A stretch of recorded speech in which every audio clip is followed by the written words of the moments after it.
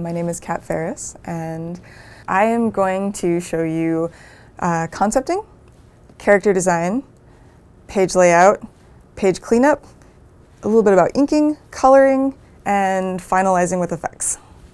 So to start out, we're going to be in the rough stage. And that's not just for character and art, but it also, especially at the beginning, means the rough stage of your story and your concept. So we're going to talk a little bit about concepting and creating the basic bones of your story and outline so that you have a path to follow when you make your comic. Okay, one thing that really drew me to Clip Studio is that they have a wider variety of brushes that more naturally mimic regular drawing materials and like inking materials. It felt more to me like the barrier between drawing on paper and drawing on the computer was lifted. I like using some of the basic clip paint brushes, but I also found that there were brushes I could find online, specifically like I like the Friendin brush packs. He does a really good job of making things that feel like real life materials. When I'm starting out, getting a rough idea of what I want to do and what I want my project to be like, I like to do a lot of brainstorming. And for me, that usually starts out by myself, sitting around, throwing out as many ideas as I possibly can. Doesn't matter if they're ridiculous, doesn't matter if you think they're dumb, turn off your internal editor and just let things go. I've filled entire sketchbooks. Nothing is a bad idea at this point because you're just starting out. You don't want to limit yourself. You never know what's going to be useful to you later or what's going to stick and what's going to sound exciting to you.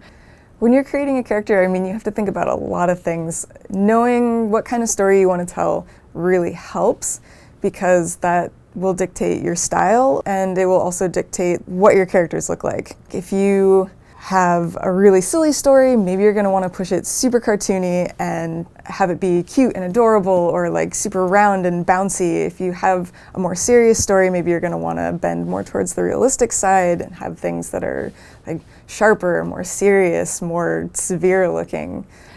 So once you have a huge list of stuff to pick from, it's good to kind of narrow that down. And I personally like to move to a collaboration stage where I go to a friend or someone that I feel comfortable bouncing ideas off of. It's really nice to have just something to pull you out of your own head, even if it's just a friend on the internet. You don't even have to meet in person, like Tumblr buddies or on Twitter or whatever. Just put it out there and have someone help you go beyond what you would have just thought of yourself. So once you've got a basic idea of what you're going to be doing, you're going to want to take some time and really figure out your basic story outline. What is the main idea of your story? What is the point? What is the purpose? What are you looking to say? That is going to help dictate to you what your characters are going to look like, maybe what color choices you're going to use, what kind of style you're going to work in. It's really important to have those basic points nailed down first. Otherwise, things are going to start to feel jumbled later on, and you want to make sure that everything is really cohesive. It helps you to keep a solid story and a solid concept. So now that you've got the basic idea in your head, you're going to want to start developing your visuals. I like to use sketching exercises to help warm up my brain and my hand, and also to basically brainstorm your character, kind of like you did when you were brainstorming your story idea. You're going to want to just let it all out right now. Play with everything that you're interested in doing, working with different styles, trying out different faces, different expressions, different silhouettes, all sorts of things. And the best way to do that is to start with some gestures. Keeping it loose, keeping it sketchy. Again, turn off your internal editor. Don't worry too much about like correcting things or wondering if it's perfect. You just want to have as many ideas as possible on the page so that you don't get stuck with just your first idea.